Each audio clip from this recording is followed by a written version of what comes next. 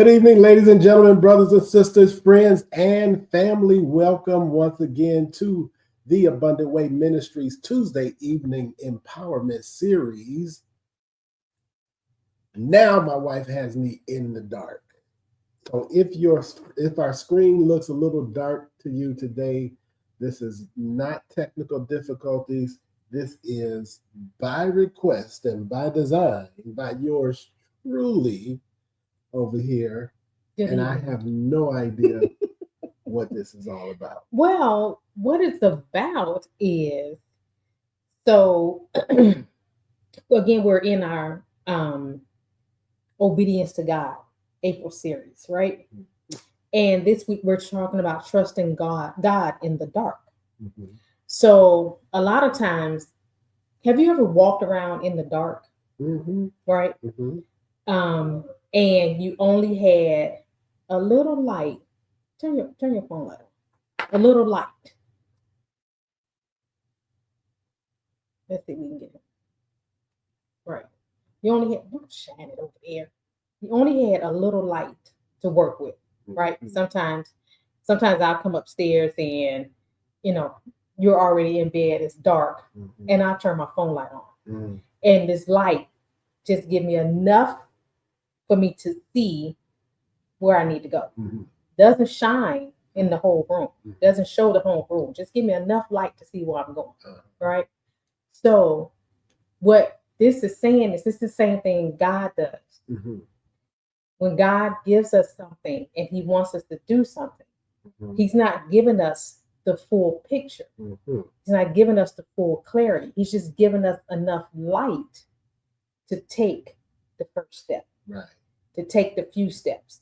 So even though you don't have the full staircase, right, you can't see the full length of the staircase. He just wants you to take the first step. And the more steps that you take, the more light he provides, which means the more information, the more direction, the more clarity he's going to give you. Right. So this is what this is demonstrating, how we are trusting God in the dark. Okay, I got you. Okay. Go ahead with your props. Go ahead. Now, can I turn the lights on? Yes, you can turn that off because that's so bright. Turn that off, please. You blinding me. I'm gonna turn the other light so we can see. I need a crew. Yeah, we need a stage crew. Yeah. Set hands. We need hands on deck. Hands on deck. We're getting big, y'all. We're getting big. So we got props now. Good evening, everyone. Hello. How are you? Okay. Now we got light. Okay. So you got the gist for this week's empowerment. God said, "Let there be light." Okay. So last week we talked about the yes, saying the yes before the why, right? And this is all in connection with being obedient to God. Right, okay. Right. So I was talking to one of my girlfriends, my mentor. I call her my mentor. This morning, and we were having a conversation about her next step. There's an opportunity for her next step in her career, and we were talking about this, and it came full vision that what she was talking about tied into not only last week but this week's session. Because she came in and she was like, she gave all the good parts of this opportunity. Right. And then she gave the parts where, I guess, between her and her husband were talking about it. So he had his point, she had her point. And I immediately told her, I said, just listening to you, I said, God just wants your yes. Because she doesn't know what this is going to entail, right? And I said, well, maybe, so she, and she's going and she's talking and she's giving all her, her reasons. Oh, they don't have work from home. You can't work from home. You got to be in the office all the time. That would hurt me. Yeah, I know. But it's a closer commute, things like that. So, the pros and cons. And I said, well, maybe this is the assignment that you need to say yes to, because she's an advocate for women. And I know this because she advocated for me. She's an advocate for women, and she sees and notices things that need to bring about change. I said, now who's to say that you can't go in and say, hey, have you guys ever offered this to your employees? Maybe start summer hours. You work from home on Friday, right? Bring about change. I said, that's what you do. So I said, but you're, and she's looking at her, her age, and she wants to retire in 4 years and things. I said, well, and she said, and then what is this, in connection with my career? I said, well, your career you started in the same position they want to bring you back to. I said, so your career has looped. It's closed. And God is saying, I'm closing it. I'm taking you back to where I took you from. So you're on assignment. And she said, I never looked at it that way. So what we're saying here is that you gotta trust without knowing the full picture. Right? You gotta trust without seeing the whole thing. You have to trust without all of the clarity and all the direction and everything laid out on the table. And going and tying it from last week, God just wants you to say yes. And that's hard. It's very hard. It's hard for many people. Again, I think it's hard for many people. Number one, hey, Dr. Damon Miller. Hey, how are you, sir? Good to see you. I think it's hard for many people because they're still struggling to recognize the voice of God, to recognize whether that's God speaking to you or is it your own internal noise or desires, right? And the other part, I think, is what makes it hard is if you are the type of person who has to be in control. You're hitting on the first point. I know I is. You hitting on the first point. But this all ties into faith. Your faith in God, right? So faith is proven when you obey without seeing. So when you say, I trust you, God, yes, I'm going to do this, even though I don't know what's going to happen. I don't know how this is going to work. I don't know how this is going to look, on my life, but I'm going to trust you. So do you think, though, it's easier to trust God like that when you have nothing to lose?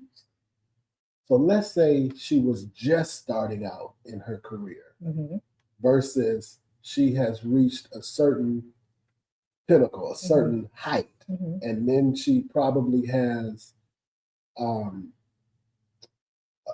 acquired a certain level of responsibility for her family, probably has maybe a mortgage, a car note, other bills and stuff like that. Is it easier to trust God when we say have faith and trust God when we ain't got nothing yet? We just starting, I don't have nothing, I'm going to trust God. But now when you got a mortgage and you got kids and you got mouths depending on you, mouths to feed, is it harder to say, God, I trust you? Of course it's going to be harder. Of course it's going to be harder because, again, hey, Mahogany, again, hey, niece, you see, so you're looking at what you have, and then you're trying to not mess up what you have. Trying not to mess up what you have. Trying not to risk it. Right, trying not to risk it. Going to what you don't know, right? Mhm. Right? But in her case, this is more money. Mm. Okay. This is more money. So it's not even about the money, Mm. right? Because I I mean I think we used Pastor Thomas and Lady Crystal as an example last week, how he took a pay cut Mhm. when he moved here. I did that too. Yeah. Yeah, you said it. You took a pay cut when you came here. Mhm. But look how but you had faith in God and you trusted him. Well, I took real. No, I took a pay cut when I left Michigan and moved back to Ohio. Okay. I took no pay to come here, no job. There you go. Talk about a pay cut. Right. Oh my God. That's the slice and dice right there. Yeah. You didn't have nothing. That's so crazy. So there you have it. That's a great example. Now I can see it. Mhm. I understand it. Because I did move a whole family, Mhm. kids and all, with no job. Said, God, I trust you. Mm. So Mhm. there, okay. Let's talk about it now that I've tapped into how that feels. Mhm. I can talk about it now. I forgot that that's exactly what happened to me. I did have mouths to feed and people depended on me. But there's something so strong when you know it's God. It's something so strong. Mhm. It's an undeniable urge, a pull, a draw, and yes, to trust God doesn't mean that you don't have concerns Right. or fear. Mhm. And it doesn't mean that you ought not take every precaution that you can uh, physically take Mhm. to protect yourself and your family and those who are dependent upon you. Mhm. But it also doesn't mean don't move. Mhm. It doesn't mean stand still. Right. So then, yes, that faith is your faith is identified by your movement. Mhm. I can say I have faith, but until I make the move, there's no evidence of that faith. Right. Faith without works is Yeah. dead. Mm-hmm. So going to your point about losing control, trust requires letting go of control, Mm-hmm. right? You can't trust God and control the outcome at the same time, Right. right? So you can't say, okay, I'm God, I trust you with this. I'm believing you with this. I'm wholehearted. I'm giving it to you. I'm letting you run with it. But I need to do this, and this. Mm-hmm. It's just like us going to God with our prayers and what we're asking Him for, and what we're, whatever the situation is that we're trying to get out of. Mm-hmm. But then we turn around and try to fix it. We turn around and pick it back up. Mm-hmm. The older elders used to say, leave it at the altar. Right. But then we take it to the altar and then we take it back up Right. when we leave from the altar. Mm-hmm. So it's saying we're giving it to you, but we don't trust you enough to handle it. Right.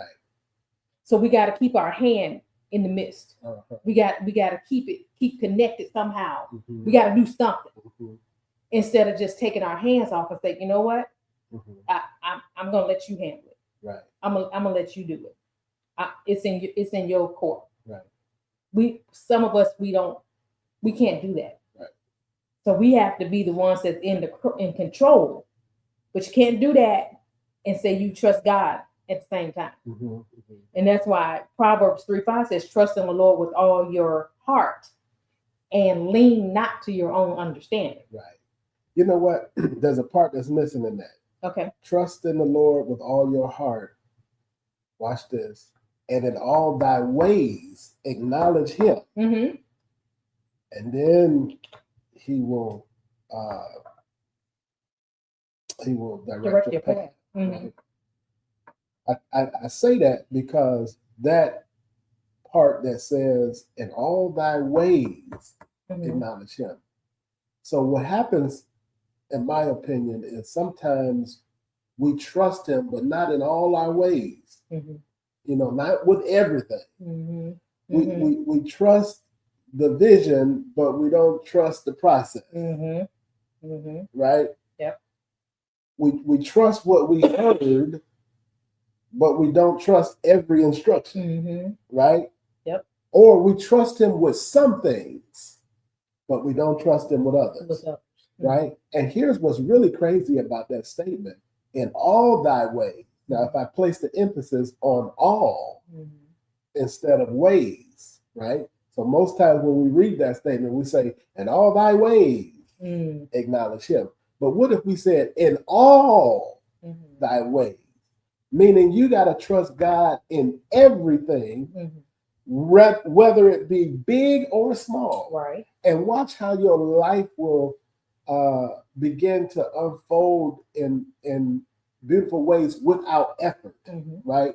And I think that's part of it for those of us who have control freak problems. You know, there's so much, only so much we want to let God handle, but we want to handle so much also so that we can say what we did. Right? You see what I'm saying? So if I handle my day-to-day operations, at least I can say I got through the day. But no, if you give it to God, let God get you through the day. What's wrong with that? You see what I'm saying? Trust him with the little stuff. Just like you would trust him with the big stuff, because then what you're doing is you're really saying, God, I don't really trust you, but now I got my back against the wall. Now I need you. So you only go to God in desperate situations. Yeah. You know that you trust God when you don't go to him in desperate situations. You go to him in all thy ways, in all situations. All situations. Absolutely. Yep. And again, that's a struggle for a lot of people because they don't see it. But again, so you telling me you don't see the air that we breathe, right? But you're breathing, right? Where does that come from? Where's the air come from? You're trusting this air that we're breathing, right, even though you don't know where this air is coming from, right? So it's really the same thing. Again, like Dr. Miller said, you got to trust God even when you can't trace him, right, when you can't see him, right. But it all goes back to the relationship. When you build that relationship with God, you ain't got to see him, or you can see him in your own way, right? And you can say, okay, I got you got me on this. You did it before, you do it again, right? So that's where we have to again trust him, and we have to let go of the control, right? Control says, I need to know what's next. I need to see how this will work. But trust says, God, I'll move even if I don't see it yet. You know, I think many people have fear of letting go, right? When you say letting go. And I think that fear actually stems from past disappointments or past foul ups. So perhaps they were in some type of situation or some type of whatever thing they were doing, and things didn't go well. Things got all messed up.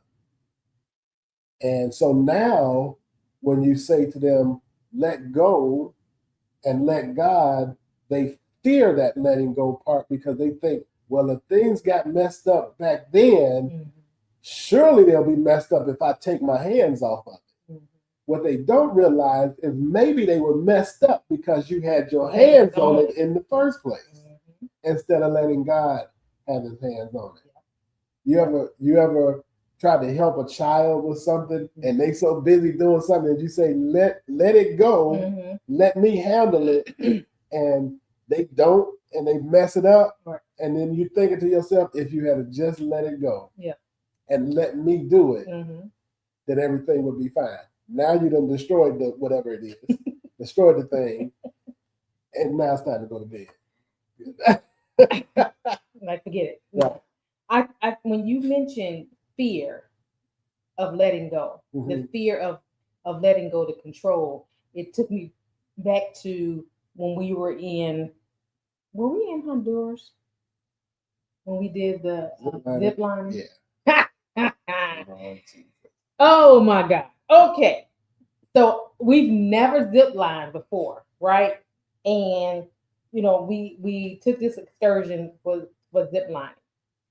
And we went, up. They took us up and up and up and up. So we were up there, right? And everybody's getting their equipment on. Now, mind you, on the cruise ship, they had zip lining. And I'm watching people on the cruise line do it. My sister and my brother did it. And they put all this stuff on, helmets and all this vest and all this stuff, all this equipment to just go across the ship, right? I didn't think I could. Oh, it was a trip, Mahogany. Yeah. And I was like, oh, that looked cool. So we get up there. We had gloves, a harness, and a helmet. That's it. That was it. And a piece of board that we sat on. Right. We have nearly half the stuff. So I'm watching everybody get their stuff on. We get our stuff on. I'm watching everybody go. It's my turn. I said, okay. So now, he's explaining how you hold the things and whatnot. Put the gloves on things because they have like this sandpaper thing almost that stops you. So if you grip the line, you're gonna stop. You're gonna stop yourself. Somebody got to come out and push you. You sit down on the board, on the harness on the board, and you gotta let your feet up. You gotta, you on this platform, and you gotta let your feet up so you can take the line. I did not want to let go. I did not want to let my feet up. I said, I'm not doing it. I'm not doing this. I didn't want to let go of the control because I felt like I don't have control up here. Right. Once my feet let go of this, get off of this ground, this platform, that's it. That's it. That's it. And the fear, I'm scared of heights. The fear. I promise you, that man pushed me. He did. I'm sure he did. He did. He pushed me because I'm like, I ain't doing this. He said, well, how you going to get back down? I was like, somebody better come get me. He's like, can't nobody come get you. And sure enough, he's like, and what I did, I just closed my eyes. Right. I closed my eyes. Right. But that was hard for me to let go of that control because I was fearful. I didn't know what to expect. I've never done it before. So let me tell you this. So, truth be told, I had the same fear. And the only thing that made me go was seeing you go. That's why he made me go.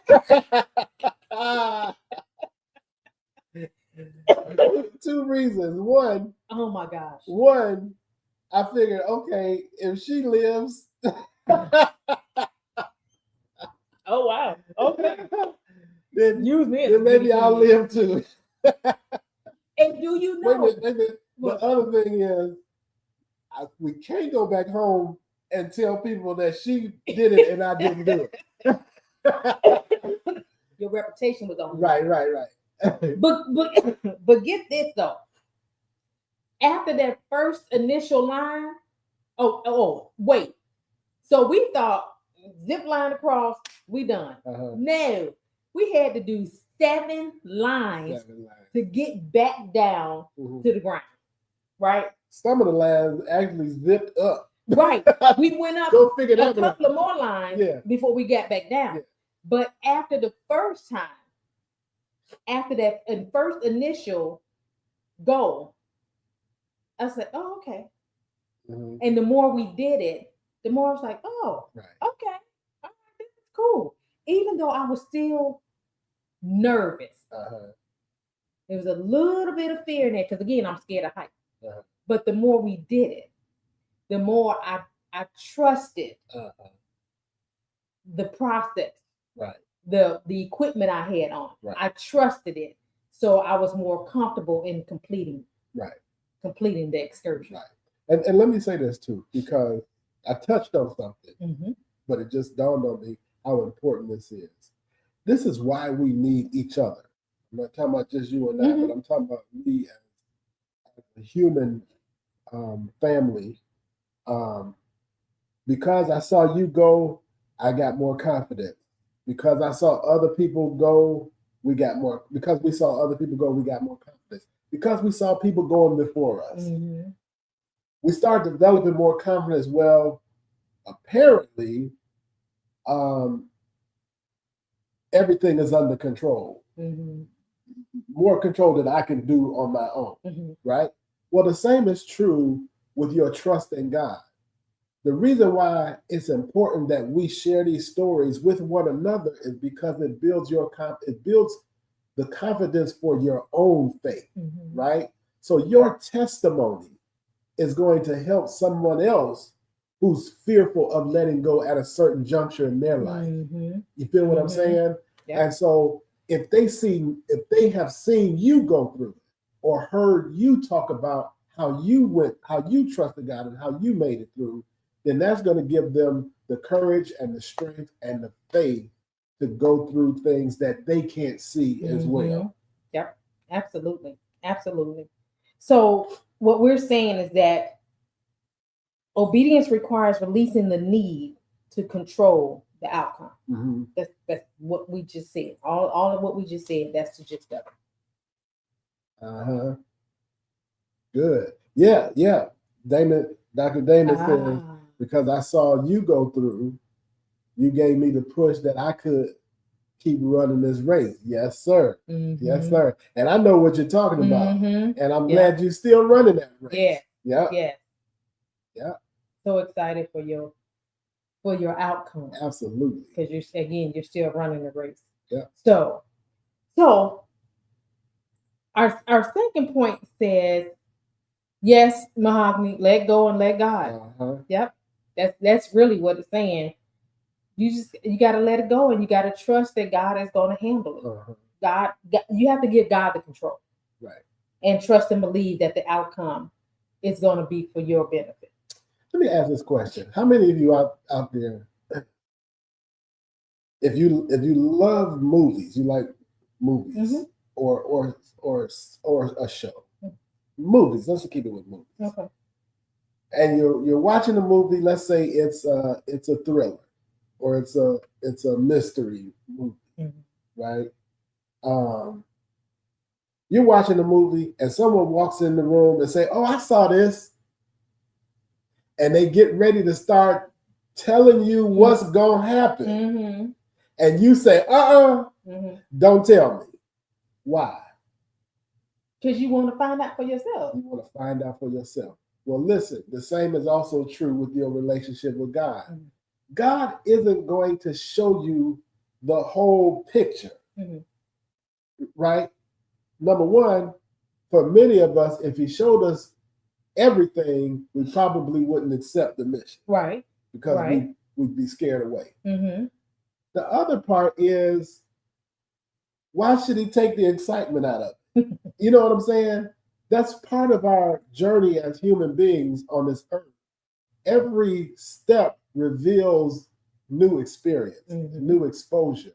And we ought to approach life as such. Like, we don't know what's going to be around this corner, but whatever it is, I'm going to embrace it, good or bad. It's all for the good because it adds to your exposure and your experience and your development.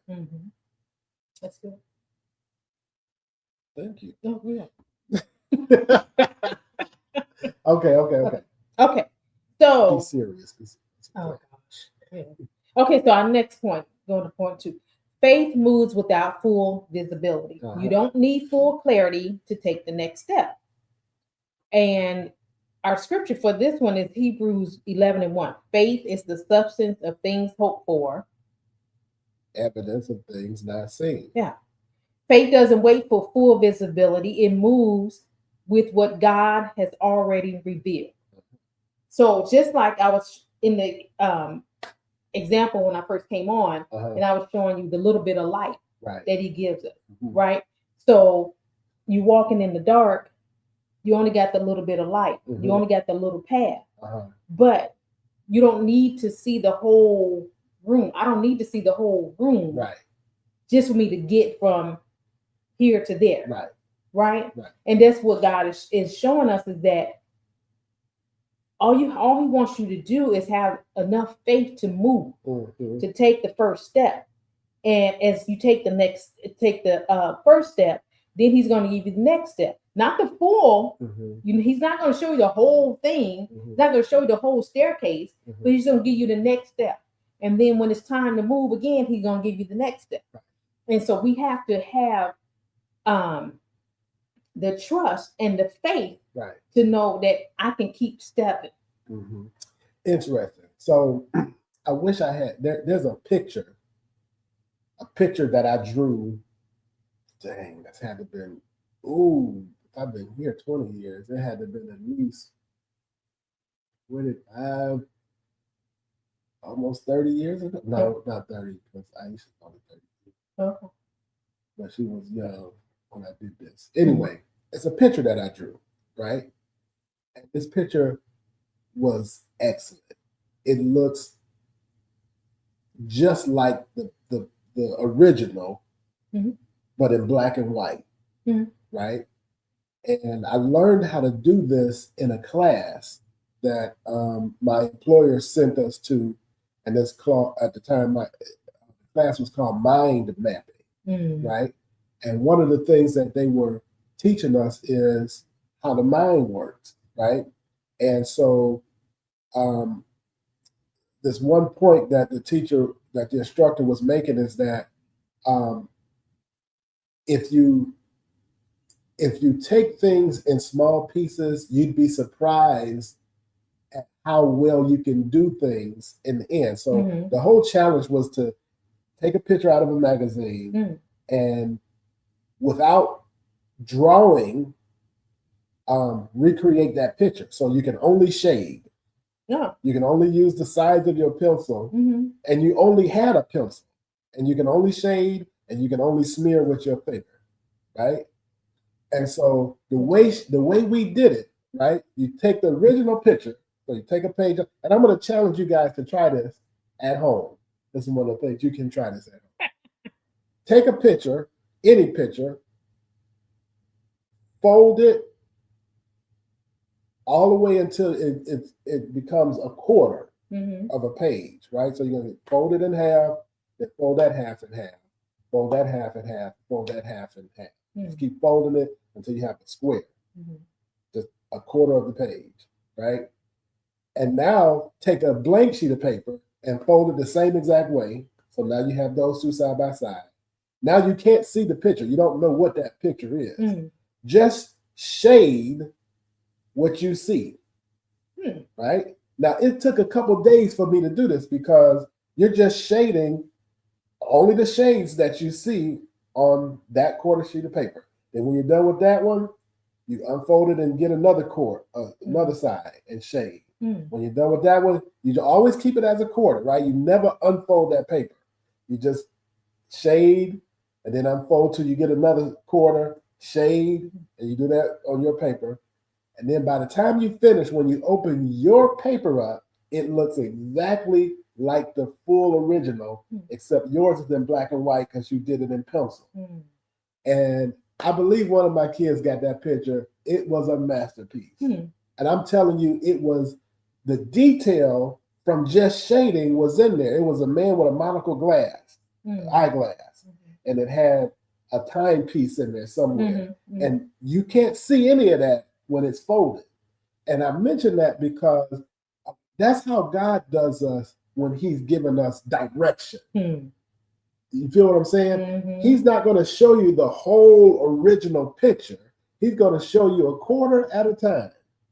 And it's your responsibility to follow his instructions, right? And only his instructions. Don't think about the big picture until he's ready to reveal the big picture. And if you do that, you're going to come out with perfection every time. That's good. I have to try that. Oh, it's a fun exercise. Yeah. We can do it. We'll do it together. Okay. Yeah. Cool. So, you said all that to say? I said all that to say, I think, watch this. What does it say? Faith doesn't wait for the full visibility and moves with what God has already revealed. God often gives next steps, not the full plan. He often gives direction, not the details, right? And so that is an example of you just following simple directions. That's the part that we have trouble with. Yep. Following God's simple direction. We like to get ahead of God. And then that's how we end up messing things up. He didn't tell you to do that yet. You may think, well, that's going to need to be done. Right. But he's saying, not yet.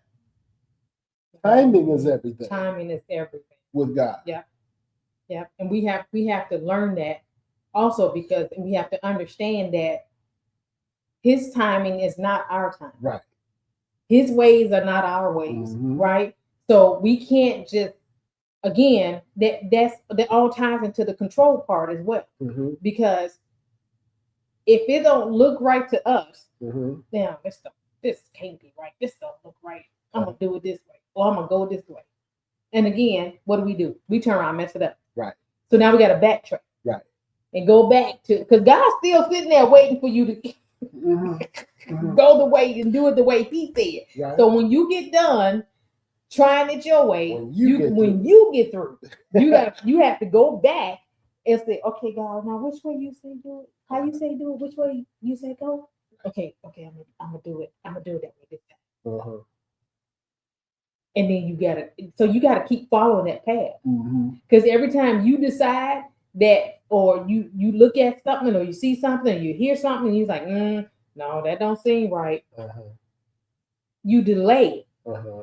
You delay the process. There you go. You delay getting to the completion part. You delay that. So you just gotta have the faith in God to know that you gotta just trust what He's showing you, even though He's not showing you everything. Right. You have to trust a little bit. What do you say? If I trust you with the little, what? Trust you with the little? He'll make you rule over much? No, that's two different ones. Yeah, that's a different concept. He was faithful over a few things. He'll make you rule over much. That's in relationship to stewardship. But I get your point, though. Yeah. You got to trust God, and maybe that's it. When you, maybe that's the exercise. Start trusting Him with the little things, right? And then as you develop, as your relationship with God develops, it'll be easier for you to trust Him with the big things, right? And again, to an earlier point that I've made, we tend to do just the opposite. We tend to try to trust Him with the super califragilistic, monumental things that have our back against the wall, and there's nowhere to turn, and there's nothing left for us to do. That's when we want to say, God, I trust you. And God was trying to say, why did you trust me when you just needed your shoe tied or something? I don't know. You just needed to get up out the bed in the morning. Why didn't you trust me with that little thing? Trust me that I'm going to make the sun shine tomorrow. Trust me that I'm going to send rain when rain is needed.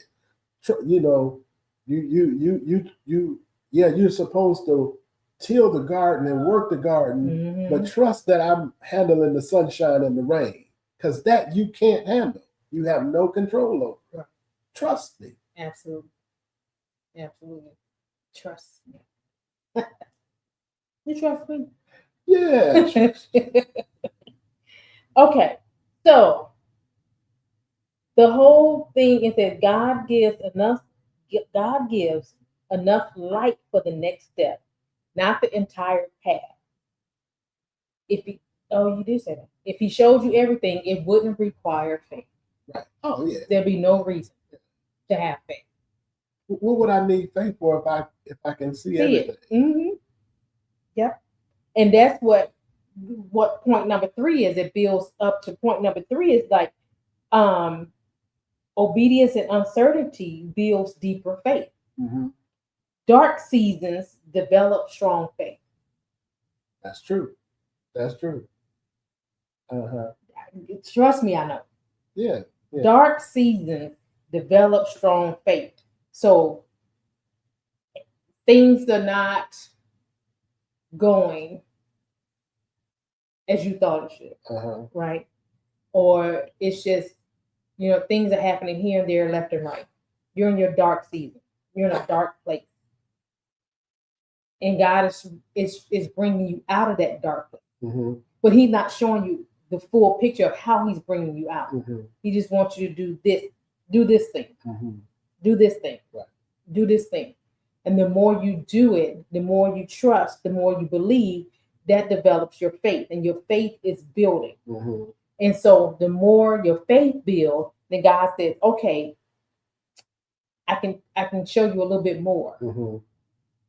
And he show you a little bit more. And the more faith, again, your faith is building. So as your faith is building, then all of a sudden the picture is becoming clear. Right. The path is becoming clear.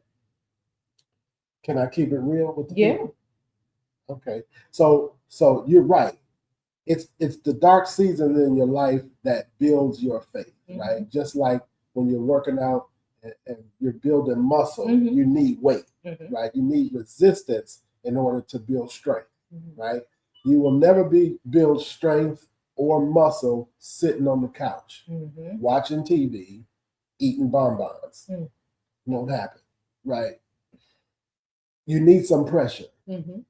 right? Just like plants and flowers need to be under the soil mm-hmm. in order to grow and to bloom. Mm-hmm. I say that to say this.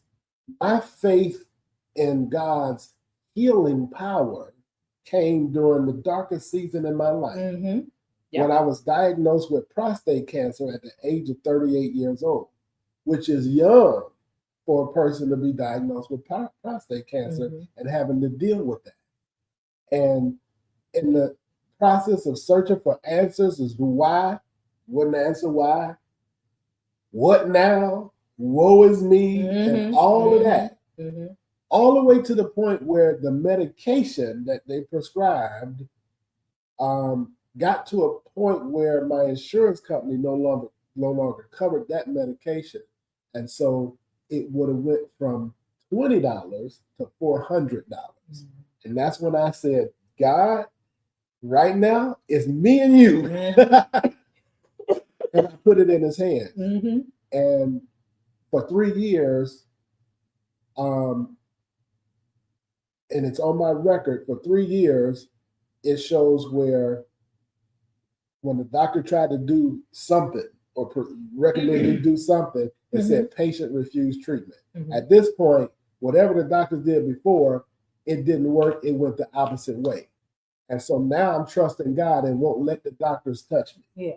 And after the 3-year period, when they went back to test me again, all the cancer was gone. Mm-hmm. And this is now going on 7 years. Mm-hmm. And I just had my PSA done not this month, last month, mm-hmm. 0.4. And I'm telling you, my PSA was a 22. And that's with the doctor. And it's a 0.4 with God. You see what I'm saying? With the real doctor. And so whenever my faith is challenged, I remind myself of what God did to me, mm-hmm. did for me during the darkest season of my life. Yeah. And it's that dark season that builds my faith and my trust in God. Mm-hmm. Had it not been for that, I wouldn't be able to sit online and tell you with confidence that God is real mm-hmm. and his healing power is true. Absolutely. And that's the kind of faith that I have. Now, is it easy it's still not easy, but it gives you strength, right? Yep. So now the doctor said, "Oh, we got to get your blood pressure under control." Okay, I let y'all prescribe this blood pressure medicine, and it ain't. Let me listen to the Holy Spirit and see what He says. Yeah. And I'll get back with you in about a year. And they're going. And here's the crazy thing, y'all.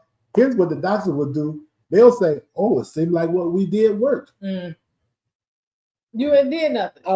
The doctor did say that. He did. Well, look like whatever we did worked. I said, "Man, I ain't seen y'all in 3 years." What you talking about? But that's that strong faith. And again, like you said, it's hard when you're in the dark season. It's hard because even in my dark season, I called it my Job season. I'm telling you, left and right, I was losing stuff. Stuff was going crazy. I didn't know where the next meal was coming from. Cars got repossessed. I mean, it was ridiculous. And it was just happening back to back to back to back.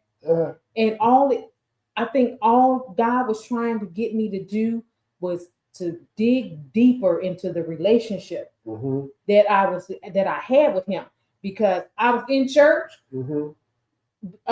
praise team, choir, in the pulpit, you name it, I was doing it. So I was serving, but then He's got me going through all this stuff here, and I was like, but I never stopped. I never stopped praising Him. I never stopped giving the glory. I never stopped praying. I never stopped any of it. And so I think that was the lesson God was trying to get me to go through, because once He got me out of, He got me here, which got me out of the dark season. I haven't seen the dark season since. Brought you to the light. What you say? Walk in the light. What you say? What you say? So I like it when you said before is that you gotta. This is a us thing. It's a us thing. Right. So if you going through something and you need help building your faith, or you need help trusting God, or you have the uncertainty, you're in this dark area, and we can help you with that because we've got the testimonies to prove it. Yeah. We can show you that. We can show you that God will bring you out. Right. You just gotta have trust. You gotta trust and believe. That's the other part. You gotta believe. Because if you can trust all day, but then you turn around and say, I don't think He's gonna be able to do it for me. Right. I don't think it's gonna work for me. Right. It might not work the same way, but He's got a plan for you as well. Right. But you gotta believe it. And you got to let Him do it. Isaiah 50:10. Who walks in darkness and has no light? Let him trust in the name of the Lord. Whose report do you believe? Listen to this. So you when we started the session today, you talked about how if I'm asleep and you coming upstairs, that to avoid turning on the light, you'll turn the light on your cell phone. So that you can at least see partially. Do you know sometimes I will walk in the dark on purpose just to see how well I know my house. Right. So I know where the doors are. I know where the bed is. I know where the dresser is. I know where this is. I know I can touch it, and I can do this whole thing. I can walk through my whole house with my eyes closed because I know my house. It's familiar territory. Right? So God is trying to get us to the point where we know Him that well. That we can close our eyes and keep moving and keep walking in confidence. You see what I'm saying? Right? So you got to be able to trust God so much that you can close your eyes and keep it moving. I know people like, close my eyes and keep it moving. You gotta trust God. That's it. So even what you can't see, He can see. You see what I'm saying? The trick is you have to keep moving, because if you stand still, you give God nothing to work with. Right. He's trying to get you from point A to point B from one destination to another destination. He's trying to take you from level to level, but he can't take you to level or destination to destination if you stop moving. Right? Even though you can't see, keep moving. And God will what? Direct your path. Come on. Woo! Come on. I know we ain't in church. No, yeah, we are. It says that the absence of clarity is an invitation to deeper trust.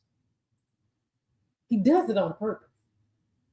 Say that again. The absence of clarity is the invitation to deeper trust.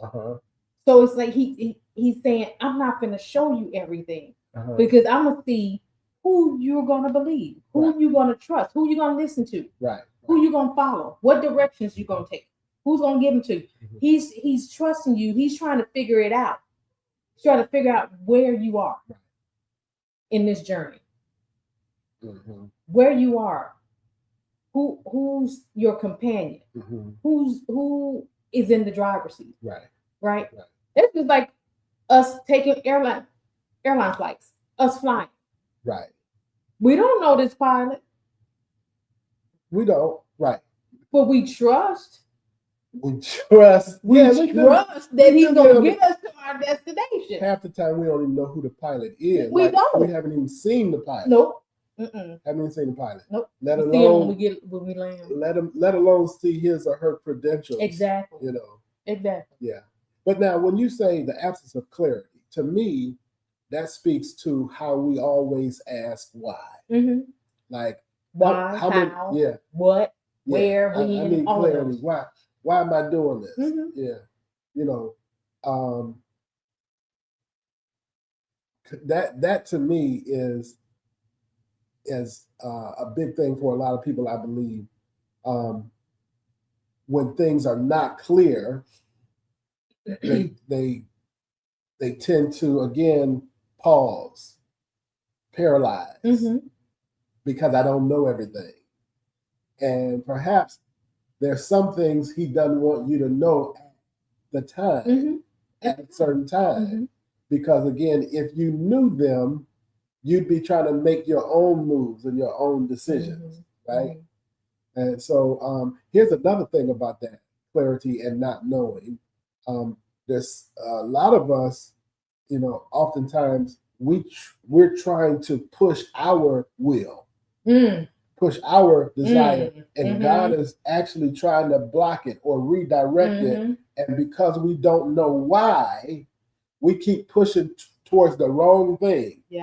And it's not until you get what you wanted and find out it is all messed up that you realize why God was trying not to let you go that way. But because you didn't know why and didn't trust God's why, you put yourself in a bad position. Have you ever did something and you had to turn around and say, something told me not to go this way. Something told me not to do that. Something. Who's the something? Yeah. That's the Holy Spirit. That's the Holy Spirit telling you what to do. And I've gotten to, and this is something that I'm still working on. That real time conversation. Yeah. In real time, right? That real time conversation with the Holy Spirit, because it's during those times when you're trying to go this way, and for whatever reason you're meeting some resistance. At that point, you have to ask God, is this you telling me no? Yep. Or is this something that I should be pushing towards? And that's when you got to have that relationship where you can have that real-time conversation. Yeah. Not that delayed conversation. You know how we think we pray tonight when we get to go to bed. And it's going to be there. Right. No, you need to be in prayer while you're walking, right? Because it could be that resistance that you're meeting is God really trying to redirect you. Again, direct your path, right? And so don't be that person who's not in conversation with God through the Holy Spirit that when he's saying don't go that way, you're still pushing. Mm-hmm. Mm-hmm. Yep. Eventually, you're gonna say, "Okay, I ain't gonna fight. you. I ain't gonna fight with you." Yep. Because you're gonna learn today. He's all about teaching. You gonna learn today. You're gonna learn today that you keep not listening. Yeah. And you know, I'm trying to tell you that ain't the right way. Mm-hmm. But since you're so adamant about it, he's a gentle God. Let you get in trouble. Let you get in trouble. And even like I told you. I told you. Now let's talk about it.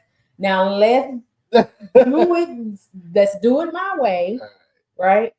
So don't be afraid to trust God in the dark. Mm-hmm. Because you can't see the whole picture. You can't see the whole path. You don't know all the directions. You don't know the whole story. You don't know the whole outcome. He just wants you to take the first step. He just wants you to move. So what you need to say is, I don't need to see the whole path. I just need to trust the one leading me. Even in uncertainty, I will obey. Mm-hmm. Even in the dark, I will trust.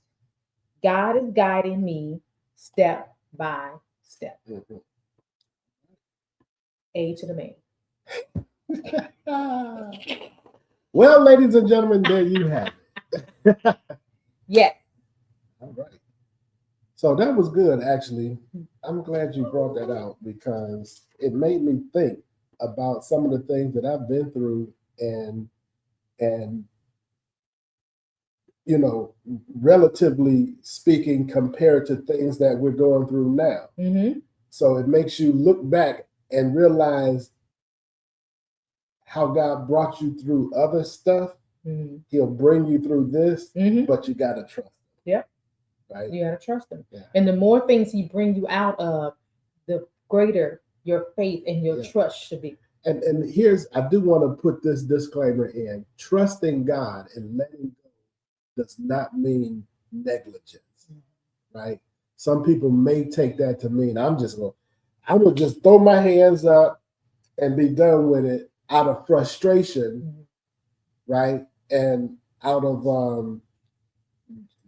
what we call hopelessness, right? Out of hopeless frustration, you just toss in the towel. That's not what we're talking about when we say trust God. Throwing in the towel and trusting God are two totally different things. That's it. When mm-hmm. you trust God, you're saying, I'm not throwing in the towel. Mm-hmm. I'm going mm-hmm. with my coach, with whatever my coach says. Mm-hmm. So imagine if you were a boxer and you're in the ring and you've been getting beat up so bad that both your eyes are swollen shut, but your coach, your trainer says, I want you to go out there for another round. And you say, but I can't see. He says, don't worry about it. Just listen to my voice. Mm-hmm. That's what God is saying to you right now. I don't know who he's talking to. And you feel like you can't see. Just listen to God's voice and trust him. If he says, bob and weave, that's what you do. Mm-hmm. If he says, duck to the left, duck to the right, that's what you do. If he says, swing, back up, mm-hmm. go forward, that's all you need to do. Trust God. Don't throw in the towel. Okay, mic drop. All right. So thank you guys again for tuning in as always. Look forward to seeing you guys next Tuesday. Yes, hallelujah, Dr. Miller. Look forward to seeing you guys next Tuesday, 7:30, right here. Same time. Same time. Same station. Same station. Until we meet again, we love you and good night. Good night.